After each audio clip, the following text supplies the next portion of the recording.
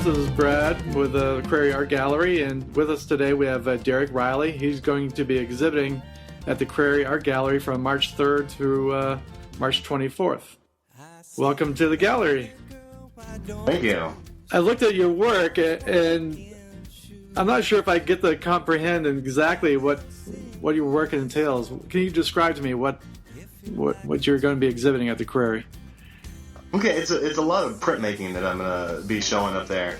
Most of it's going to be woodcuts, and it's just a carving in a block of wood and printed like a big rubber stamp. And I'll also have some silk screens, which are a little easier to understand because it's still used widely for T-shirts and band posters, and most people do know about silk screen. So I've got some silk screens I'm going to be setting up too, but for the most part, it's all going to be woodcuts. Okay, the woodcuts, man. What's the process of creating a woodcut print? Well, the first thing I do is get a block of wood, and I'll figure out what I want to put on it, and I sketch it out in pencil, and then I draw the whole thing out again in Sharpie, and I draw it exactly how I want it to look. And at that point, I'll stain the block red so that I can see where I've carved. So how big are these blocks of wood, though? Well, they're various sizes. I've got any of them from about 6 inches by 10 inches to 4 foot by 8 foot, which is the biggest I have the capabilities of printing here. So it's a pretty wide range, and I'm gonna be sending a wide range of size pieces up to the show as well. Mm-hmm. Okay, so you overlay your print over top of the wood, and you carve it out. Yeah, carve it out. I've got some. I've got the tools here. I'll just bring them up. I've got some Japanese hand tools. They're handmade in Japan. Uh-huh. Super sharp, and I carve everything out by hand. Mm-hmm. I get the carvings done. I've got some rubber rollers, and I roll the ink over the top of the board and squeeze it through an old press, and it transfers the ink from the top of the board to the paper. Oh wow. That's pretty interesting. I understand you started off by drawing, then you eventually got to the medium where you are now. How did that process take place? Well, I was a drawing major in undergrad, and I took a lot of drawing classes, and I eventually burned out. So I was looking for something fresh and something new, but something I could still use all those skills that I'd worked for years and years to kind of hone in drawing. And it just kind of naturally led into printmaking. It was something that I could still use all those drawing skills that I'd worked so hard to get, but at the same time it was fresh and new and interesting. Mm-hmm. And I've just been doing it ever since. And I very rarely ever do any just straight drawing work anymore. It's always drawing in order to prepare for a print. Mm-hmm. Well, you use a unique subject matter as well. I mean, have you always? Well, why don't you describe to me what typically is your subject matter in your work?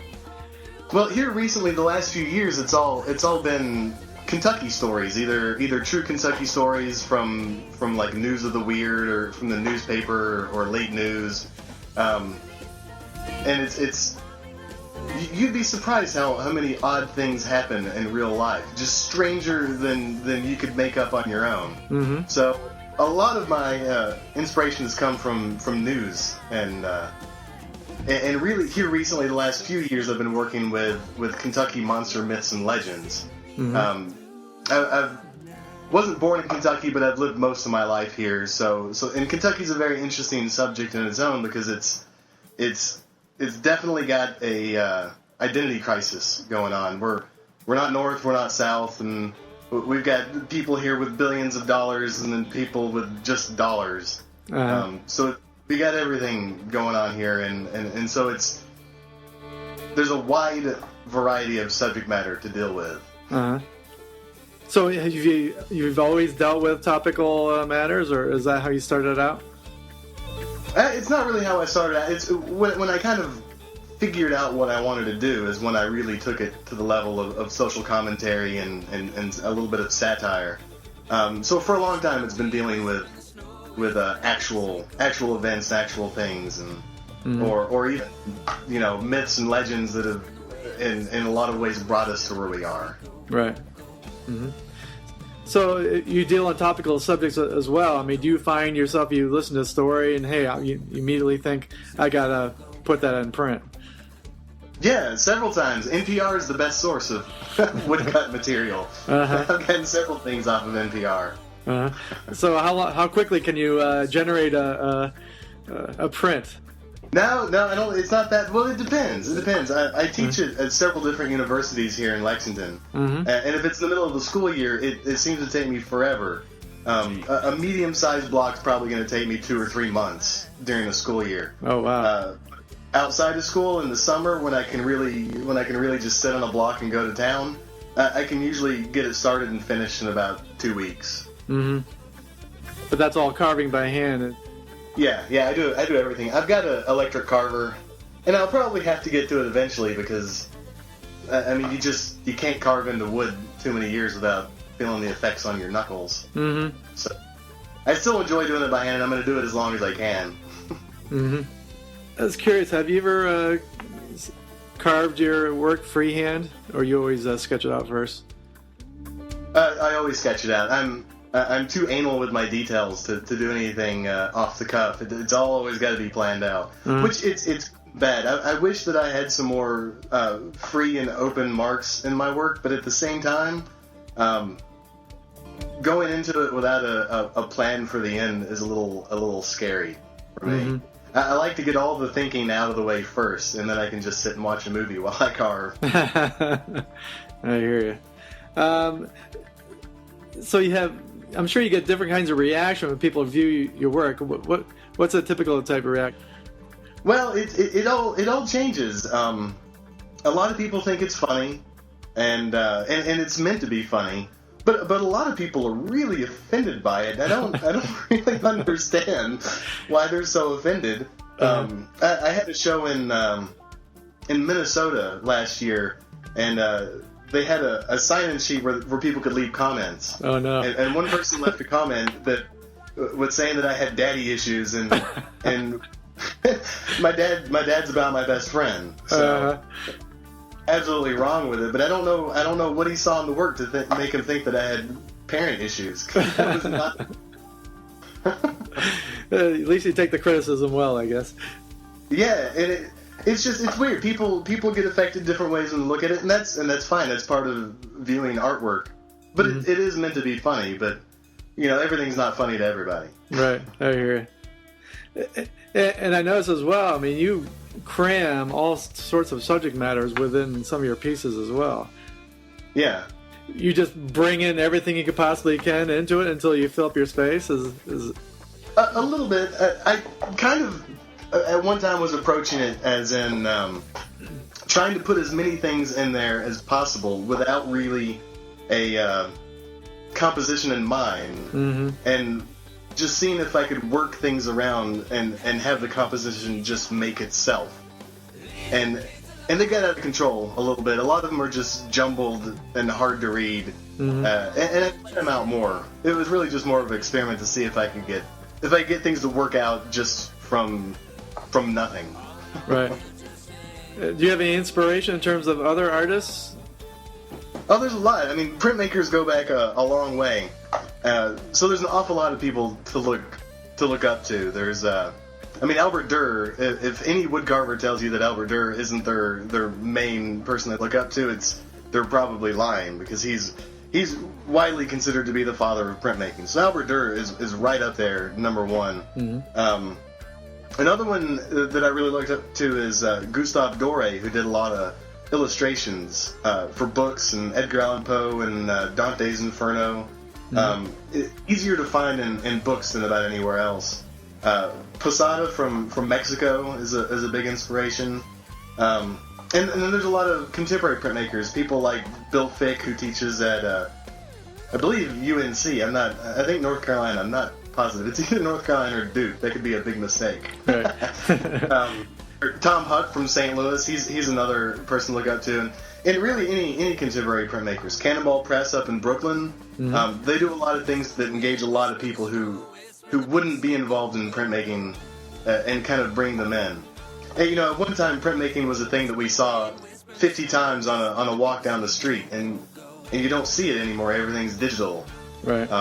So it's good and interesting to see people bringing back, bringing interest in the things that we've lost interest in. Mm-hmm. People that do that, I have a lot of respect for. Do you find that you have more students that are participating in bringing printmaking back? A little bit. It depends on the university. I've got in a lot of programs, printmaking is required for certain majors, mm-hmm. and that sparks a lot of interest. If I can get a student in class, I can get them interested in printmaking. But if you're at a university that printmaking isn't required, it's more of a struggle because they don't have to take it. Right. They can take other things that they've heard of, like ceramics and painting. Mm-hmm. But if I can get them in class, I can get them interested and pumped about it. That's nice.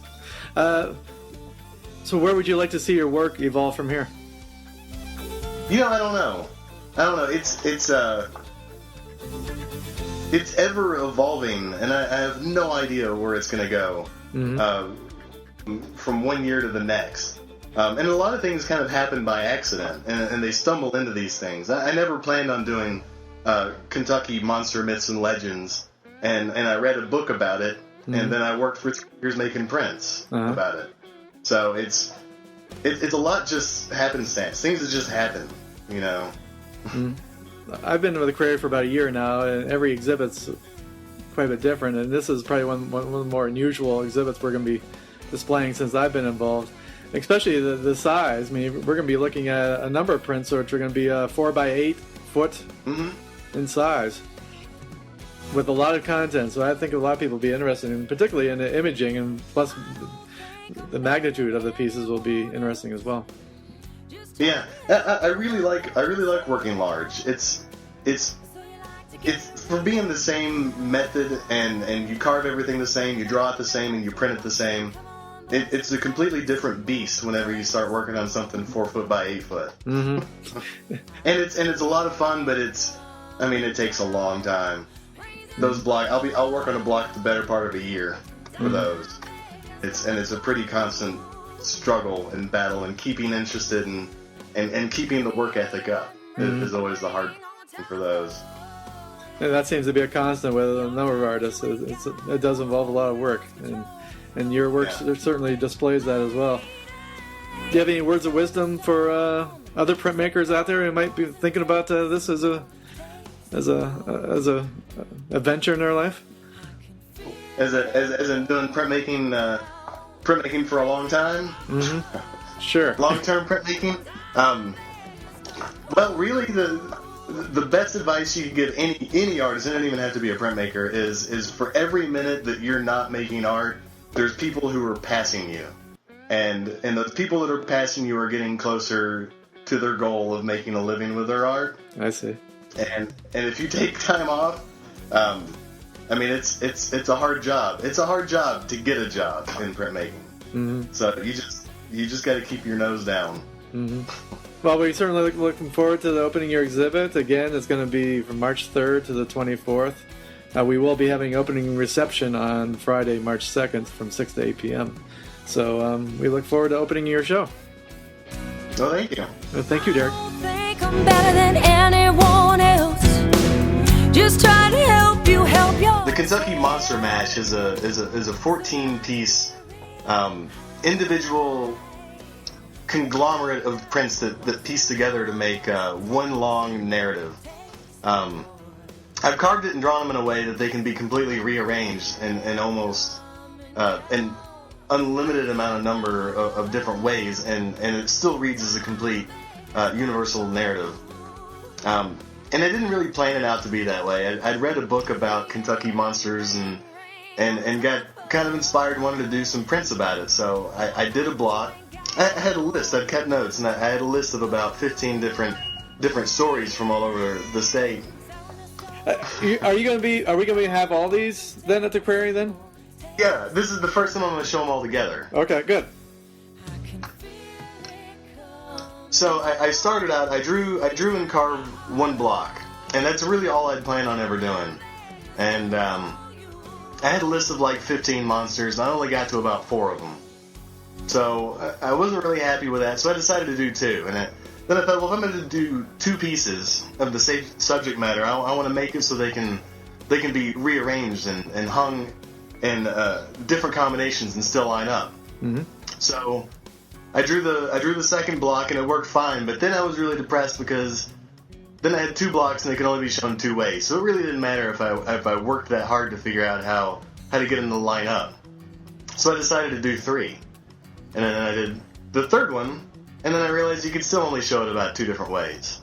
So then I did 4, and then I did 4 more, and then I did 6 more. So I see. You could literally just line them right up, and they just blend continually on. Yeah. They and there's, I mean, it took the better part of about 3 years of planning and carving and printing to get these to line up. Mm-hmm. And get them all done and finished. But and I've never shown them anywhere, so it's going to be interesting to see what they all look like together. I've sold a couple of complete sets of them, but I've never seen them all hanging up together. So to see pictures of it, we'll look forward to that. But I'll go through and kind of name some of my favorites. Kentucky Monster Mash Part 1. There's a character dressed up like Batman with overalls. Mm-hmm. That's based off of a guy named Lightning Jack, who a lot of people believe was actually Jack the Ripper. And at the same time that Jack the Ripper was in London, there was another guy named Lightning Jack that would wear a cape and a mask, and he would always jump out and grab women late at night when they were walking down the street, and they never caught him because he could run really fast and jump really high. And I guess back then that's all it took to get away. Mm-hmm. So at one point, Lightning Jack disappears, and then he shows back up in Louisville, Kentucky. So they think that it's the same guy, but they're not really sure. But yeah, and it's, from what I hear, it's actually what the comic book character Batman was based off of, because he would wear a mask and a cape, and the mask had the little bat ears on it. So how long ago was this story from? Oh, this would have been I guess it's like the 1700s. Oh, okay. 1800s. I don't know, a long time ago. Mm.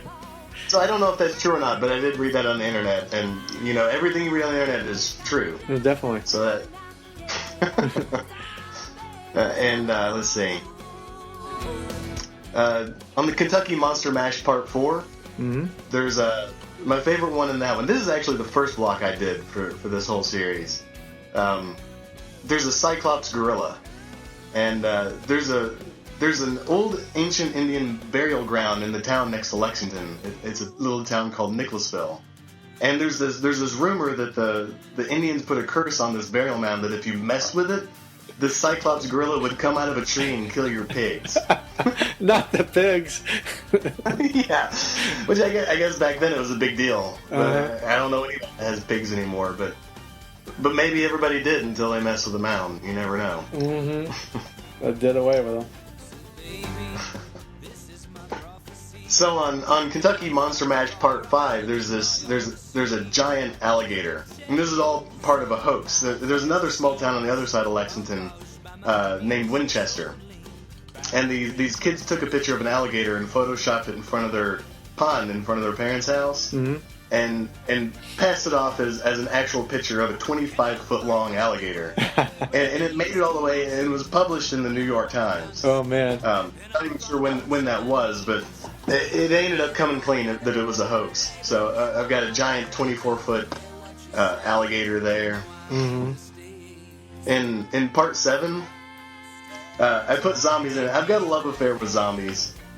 I mean, I grew up in the 80s, which was Return of the Living Dead and all those movies, and I just love them. I ate them up. I still watch a lot of them.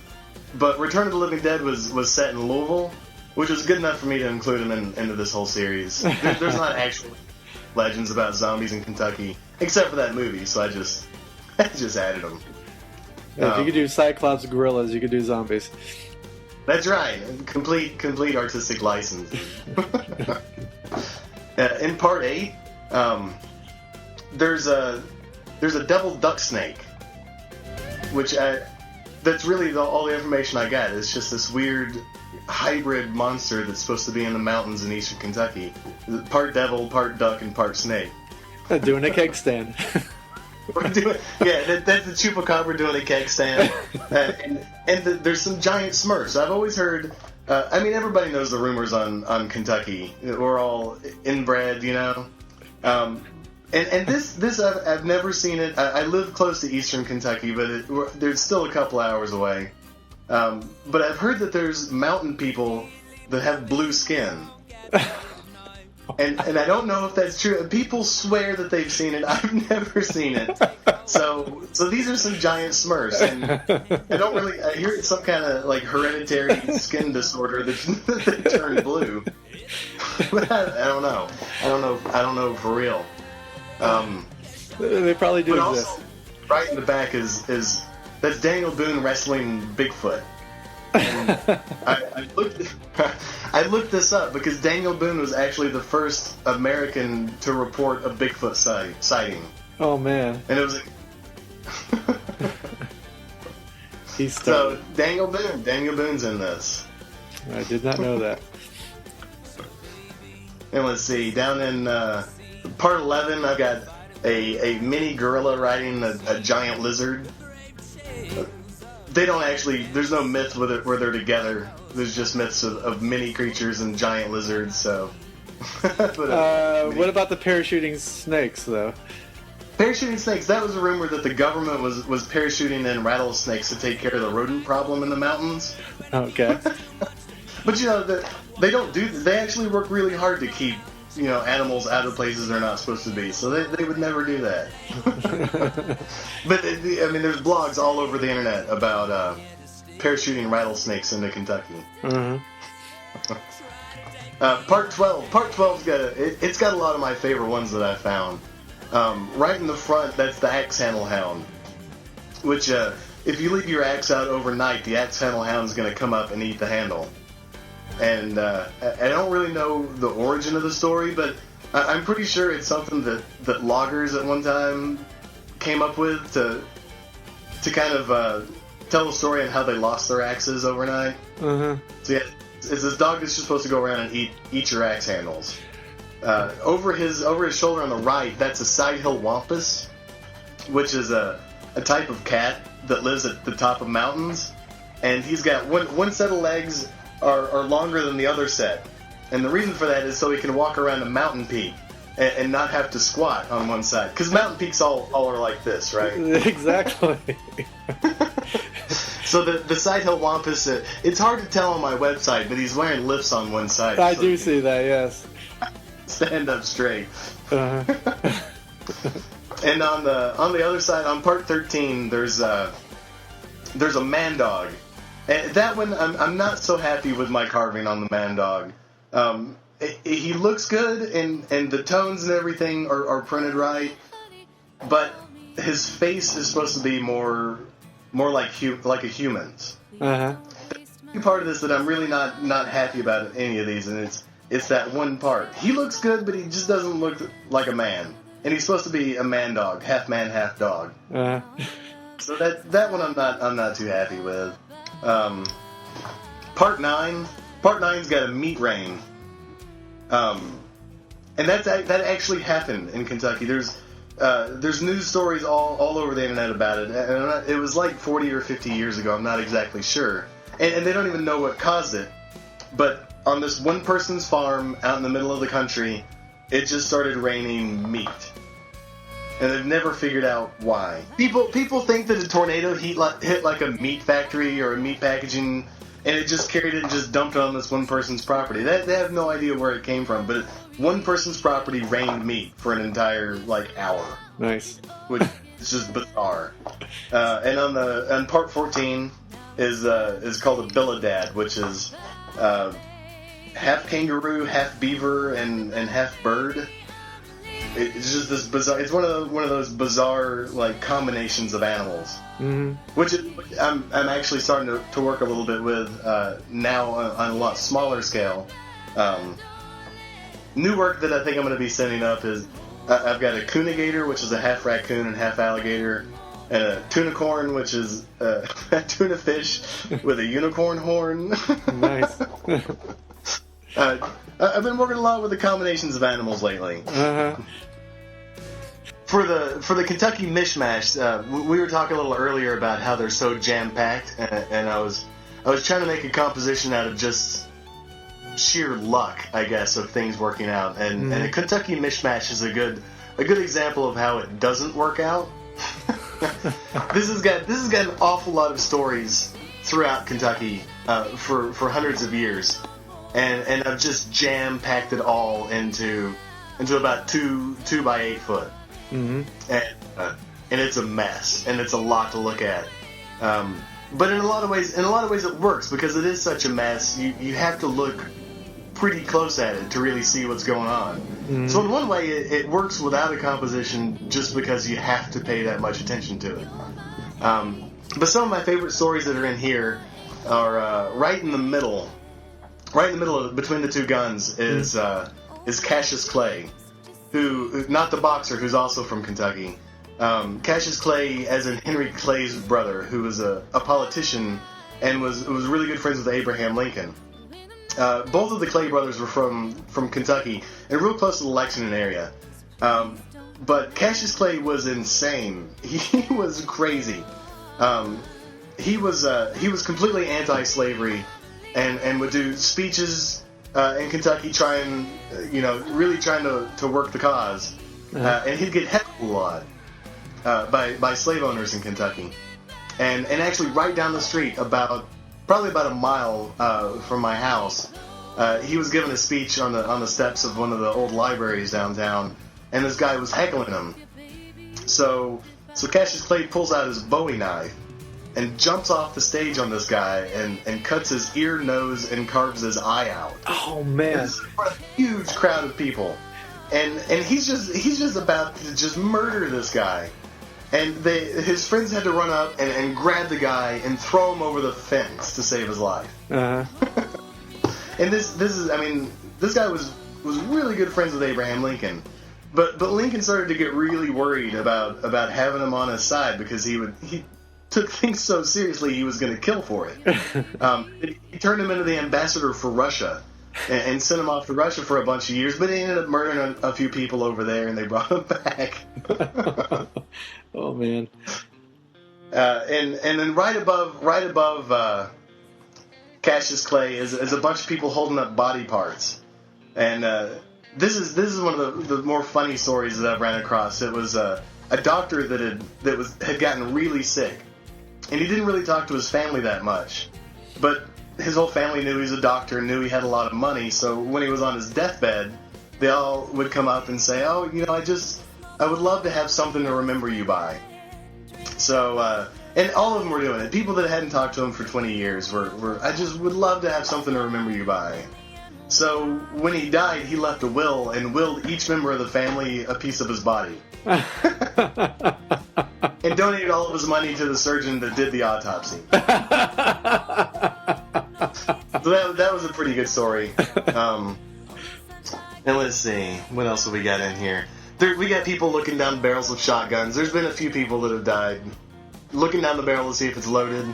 Right. Let's see, and kind of close to the top left corner, there's a guy and a glass case, and that's Speedy Atkins, and that's my hometown is Paducah, Kentucky, in western Kentucky, and Speedy is a petrified man, and he was on display for years in Paducah. And even when I was a kid, he was on display. He's not on display anymore. I think they've actually buried him now. But there was a big flood, and Speedy floated away for a little while, and then eventually floated back. Was there a tide in Kentucky? Yeah, back in the same town. He missed it and came back. But there's a lot of tragic stories that I've got here. The bottom with the 2 shot kids and Santa Claus is a story I read about this husband who dressed up like Santa Claus to surprise the family, and came inside. Everybody was excited, and somebody had gotten a shotgun for Christmas, so he was just gonna kind of played with it, picked it up, and was playing with it, and shot his wife in the face. So could you imagine the trauma that these kids have grown up with after Santa Claus come in and shoot their mom in front of them on Christmas morning? Just from being an idiot has just scarred these kids, and probably these kids, like kids and grandkids for life. Just awful. Oh man. And up in Kentucky, Mishmash too. This one I kind of learned my lesson with the first one, and I kind of tried to focus more on the composition and not cramming so many things into it. So let's see. On the left is is a story about this woman in the mall here in Lexington that would sneak into Victoria's Secret and get a bunch of underwear and try them all on, but then would just run out of the store wearing them. So she'd come into Victoria's Secret, put on 5 or 6 pairs of panties, and then put on her pants and just walk out. Right. They caught on to her about the 4th or 5th time she did it, and they busted in when she was trying them on, getting ready to steal them, and she just took off running. Took off running through the mall with nothing but her panties on. And over on the right side is a woman that got arrested for a DUI here in Lexington, and she tried to escape whenever they were making her change into the orange jumpsuit. She tried to escape by squirting the policeman in the face with the milk. I mean, and this is just, these are things that you can't make up. I mean, these are stories. None of this is made up. Over between the two is a husband and wife, newlyweds, having a knife fight. This actually happened down the street from my parents' house. I think before I was born, it happened down the street from my parents' house. It was newlyweds that just moved into this house, and they got in a fight about something, and it spilled over into the yard.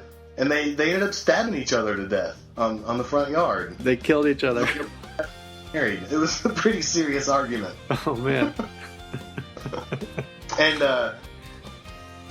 the only part about this that I don't know if are true in Kentucky or not is the log cabin trailer and the church trailer. But we've got plenty of things that are close enough that I just kind of took some liberties. That's one thing that you see a lot of are trailer parks that people have done like quite a bit of work on their trailers.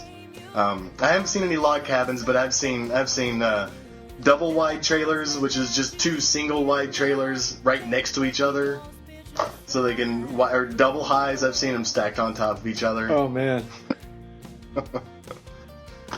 So I know those two are going for sure. The duct tape bandit was a guy who would go around and rob gas stations all around this area, but he didn't wear a mask. He'd wrap his face up with duct tape, and they caught him and put his picture up on the news, and that's what he looks like. In fact, I had this up in a show at the Art League here in Lexington, and somebody came up to me and asked me, is that supposed to be the duct tape bandit on both sides?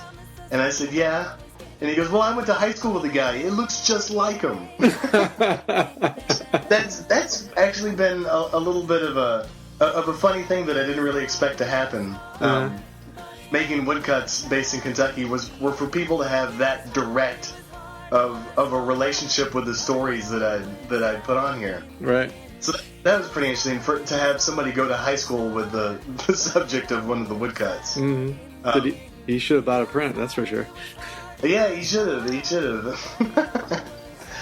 Behind that, we've got the porn and liquor store. I don't know if they have those anywhere else, but we've got some porn and liquor stores where you can. It's just like the one-stop shop. Mm-hmm. And we had a school bus driver get in a lot of trouble for stopping at the porn and liquor store on the way home from school with kids on the bus. with kids on the bus. We had this group of guys that went on a big ATM robbery spree. They would go up and chain their bumper to the front of the ATM machine and then drive off and yank the front of the machine off and then go and steal all the money.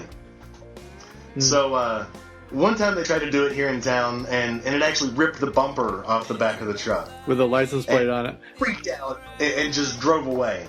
And they got caught pretty quick because they left their license plate on the bumper. Right, yeah. I think I actually heard that story before. Did you? Yeah, a lot of these are coming from a website called fark.com, FARK.com. Yep. And it was actually started by a UK University of Kentucky student. And it's not just focused on Kentucky, although there is a lot of Kentucky stories on there. But it's a good way to go and find stories that you've missed or people don't put in the newspaper. Right. From all over the country. You can select it down to different states. And he's from Kentucky too. I haven't put him in any prints yet, but maybe at some point. Let's see. Deep fried Kentucky wieners is right below that. I'm going to send that one up too. Oh man, that does not look good. This is got. It doesn't have a whole lot of stories in it, but the ones that are in it are pretty good. The guy holding the chicken leg is a guy.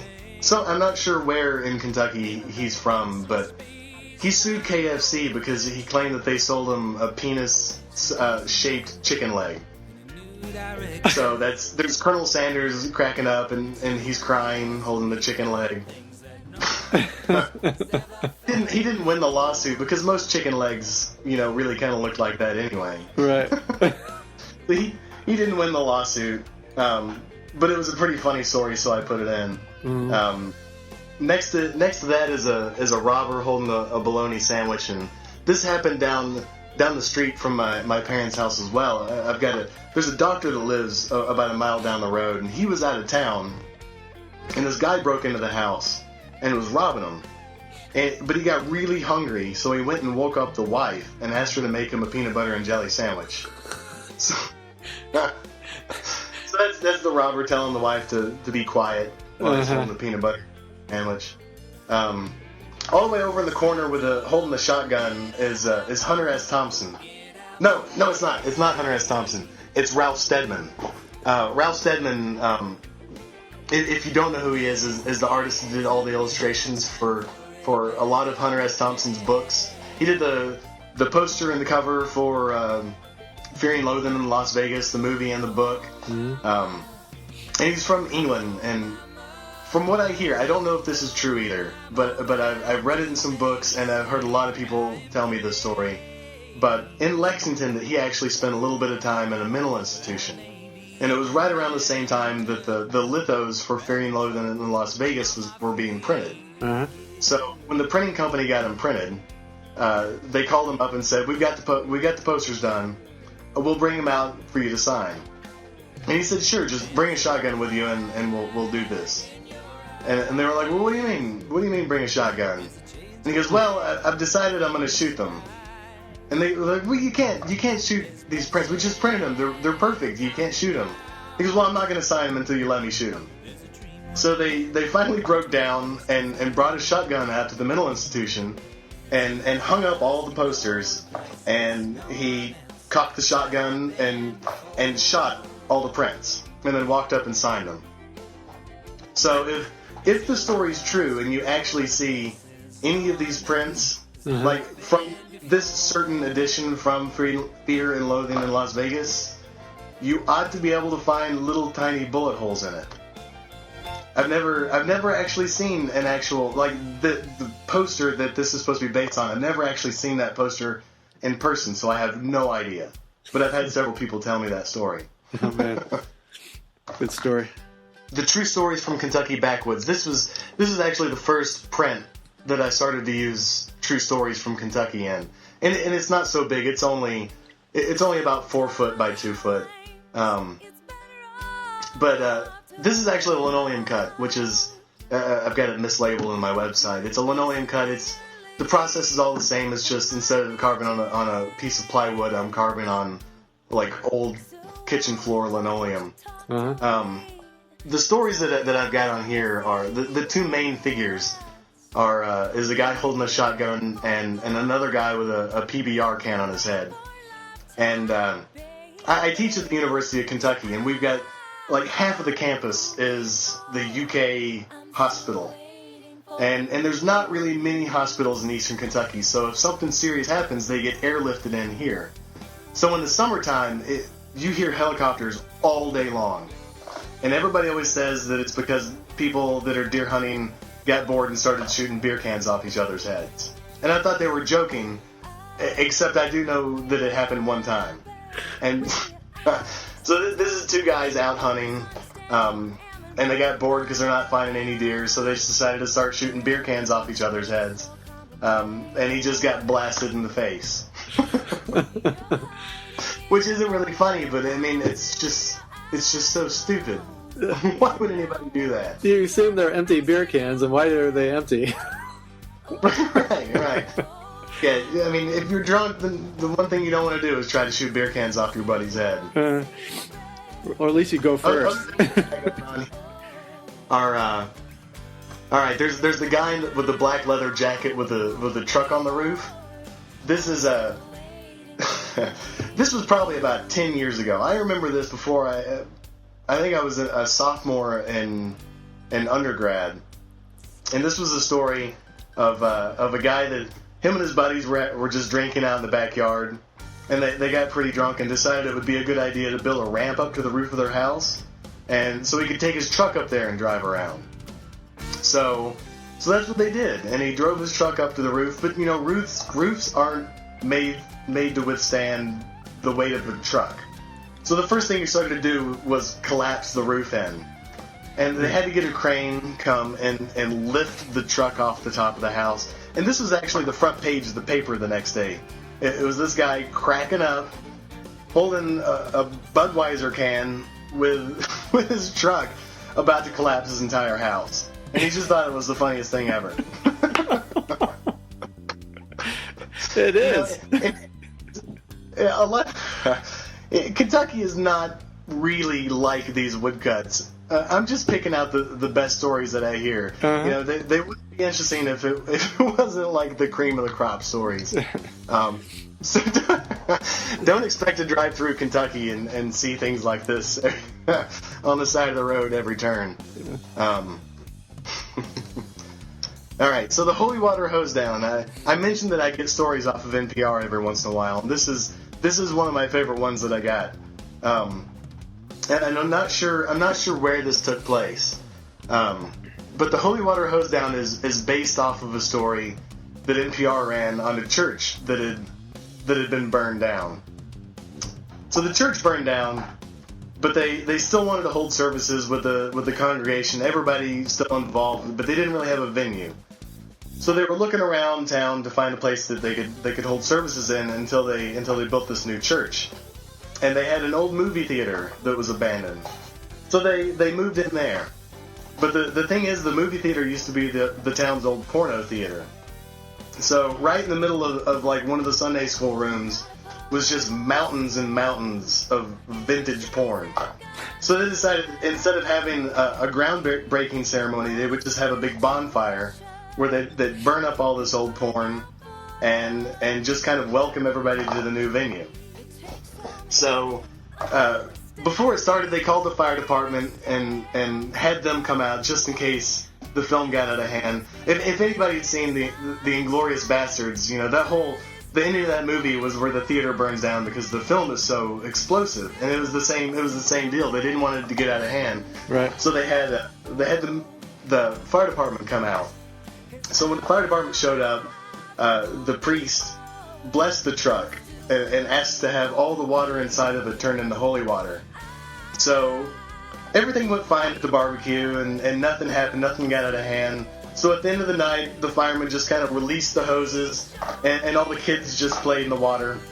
So this was what I envisioned happening next, which was that all the popes and all the clergy would join forces with the fire department and travel around the country following Girls Gone Wild and just hose them down with the holy water. Uh-huh. So we've got in this scene we've got a Girls Gone Wild shoot and popes with water guns filled with holy water and people with fire hoses hosing down the girls. Children play out of harm's way where they don't do anything to ya.